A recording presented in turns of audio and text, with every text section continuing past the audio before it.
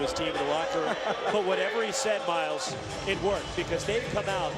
Gonzaga has played like the Gonzaga Bulldogs we're used to seeing here in the second half. One thing, and I'm sure he had some things to say about the turnovers and the rebounding, but one thing Coach Mark Few reiterated to us today is that this team is very easy to coach. They're very self-motivated, and they're together for a common goal. And I'm sure there didn't have to be much said about how poorly they played in the first half. Mike Ladd rims out a three. Kelly Olynyk the rebound, but he's called for steps. And it'll go right back to Washington State. The Zags down by 4 at the half and come storming back. 9-point lead here in the Palouse.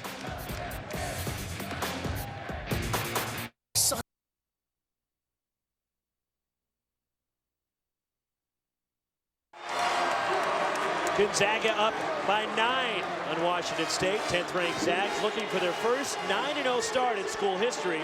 And their December schedule gets even tougher as they try to navigate through the rest of the month, Miles. They have a big showdown at the Kennel Saturday night against Illinois, undefeated. Kansas State looming, Baylor, who just beat Kentucky, and then Oklahoma State on New Year's Eve. Well, look what those teams have done. Illinois won the Maui Invitational. Kansas State returns a lot of veterans led by Rodney Magruder, Will Spradling, Angel Rodriguez. Bruce Weber doing a great job there. Like you said, Baylor's beating Kentucky. They still don't know really who they are. And Oklahoma State won the Puerto Rico tip-off. They beat a top 5 team by 20 points, NC State at the time.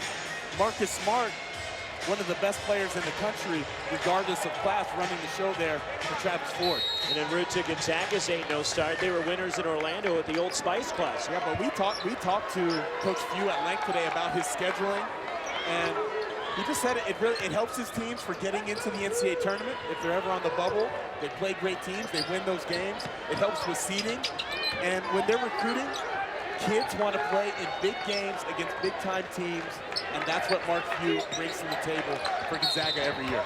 Foul inside as Mike Ladd was held. And it's against Gary Bell Jr., his third. 6 team fouls now on Mark Few's team here in the second half. They've been tested already, and that schedule is daunting. And December really always seems to be the toughest month for Gonzaga. That's when they really challenge themselves right before they head into West Coast Conference play. We haven't even talked about how good the West Coast Conference is. Once again, San Francisco beat St. John's at home last night. Portland takes UNLV down to the wire in a game that I did. We know BYU's going to be tough. St. Mary's with Della Vadova and Randy Bennett are always going to be pretty good too. Anthony Ireland, a Player of the Year candidate. WCC right now, when they added BYU, really becomes almost a 3-bid league. And then Pacific moves into the WCC next year, and they're playing very well in Bob Thomason's final year in Stockton.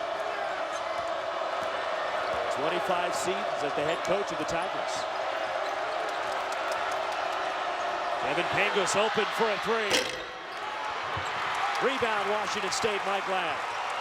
Let's see if the Cougars have a run in them.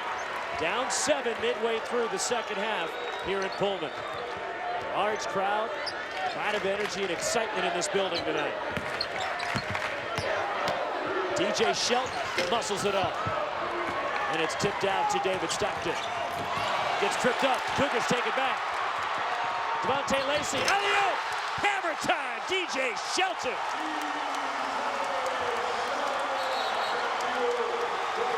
Timeout, Gonzaga.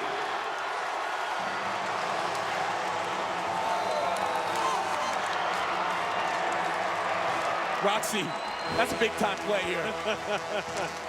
I just wanted to feel the energy of the crowd as Shelton threw that one down on the beautiful lob pass from Lacey. Stockton loses the ball on the crossover, no foul. Lacey almost gets his pocket pick, picks it up right at the exact time to make the pass, and delivers it on the fly. DJ Shelton rising up above and throwing it down and getting this real court crowd back in the mix. Hashtag SC Top 10, Miles. You might be able to put that on there. I haven't seen the rest of the games across the country tonight, but that was pretty good. That was pretty special right there. Not sure what the officials are looking at across the way as Mike Cypher's on your left, Michael Greenstein on the right. And they're checking something out there in that last sequence. 9:39 remaining. Gonzaga had opened up their largest lead of the night at 9, and 2 straight buckets by Wazoo. And the Cougars have cut it to 5.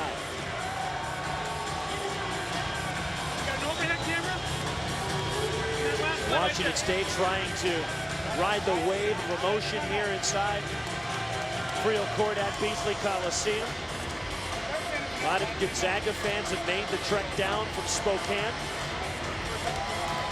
This is about 75 miles away. They're doing it with great balance. Modem, only 2 points so far in the second half, is one reason kind of why they've lost the lead here. They need to get him some more touches in these last 10 minutes of the game if they want to pull out the victory, because he is their main scorer inside and out. But other guys are trying to keep it tight until Modem can find the rhythm again.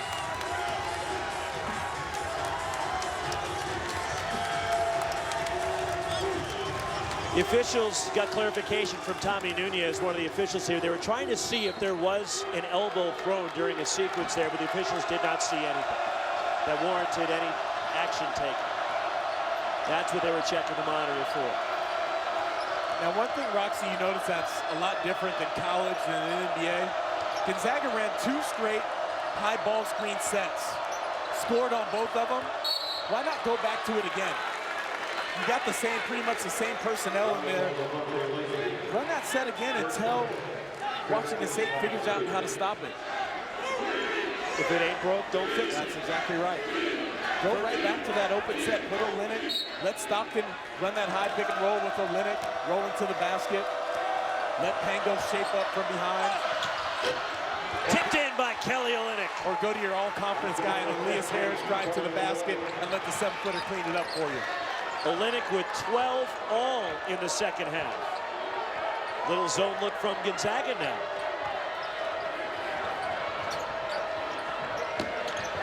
They need to find Modem in that high post area where he can be a passer, a driver, or a scorer.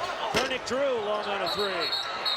Going for the rebound, they get a foul on the floor, and it's against Gonzaga. And it's against Kevin Pangos. And here you see the drive by Harris. And because Modem has to step over and help, he loses blockout responsibility on Olynyk, who gets a free ride to the basket.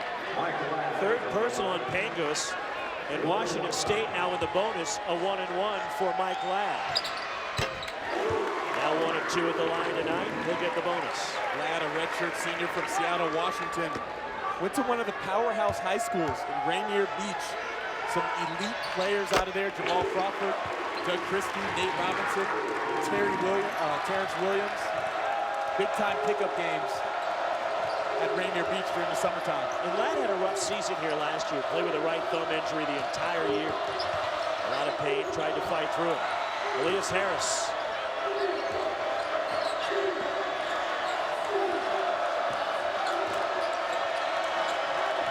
Gonzaga by 5. Shot clock at 10. Stockton. Slotted away by Brock Modem. 6 on the shot clock.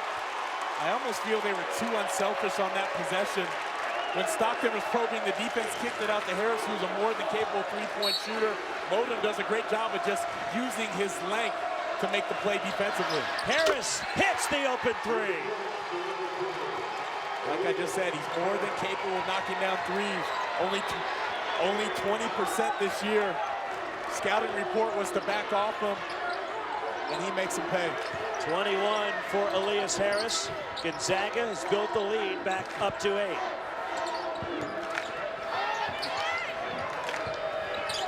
Can't be content to just pass it around the 3-point line. Put the ball on the floor. Rebound Harris. Gonzaga pushes. Pango surveys the floor, backs it out. Matched up with Modem.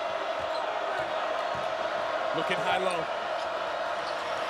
Mike Hart, 3! Mike Hart is 5 of 7 from downtown this year. 32nd timeout, Ken Bone, and Washington State, largest lead for the Zags. Roxy, Mike Hart's the player of the game. totally changed the complexion of this game right now with starting in the second half. Defensively has been unbelievable. Great skip pass by the 7-footer Olenek, unselfish play, but Mike Hart, he started it in the second half, this comeback for them to get the lead, and now he's finishing the job on the offensive end where he's really not relied upon too much. Despite only 3 points in the game, he is your MVP of this one. Changed the complexion of the game. With his defensive effort, his intensity, rotating the guys on defense, 2 charges in the second half, diving on loose balls, got a steal, totally made the difference for the Zags. And the senior from Portland, Oregon, just hitting that 3 to push the lead at double digits for the Zags for the first time tonight. And a former walk-on. He made this Gonzaga team his freshman year in open tryouts and has earned a scholarship for Mark Few and Gonzaga. And I think the thing that people should take away from Mike Hart is that you can impact the game in other ways besides scoring. So many young guys just think it's all about my points and my numbers, you know, how many threes I hit, how many shots I get a game. But if you want to win a national championship and be recognized at a high level, you do the little things to win it all. Vernick Drew missing the pull-up. Gary Bell Jr. stripped away by Devontae.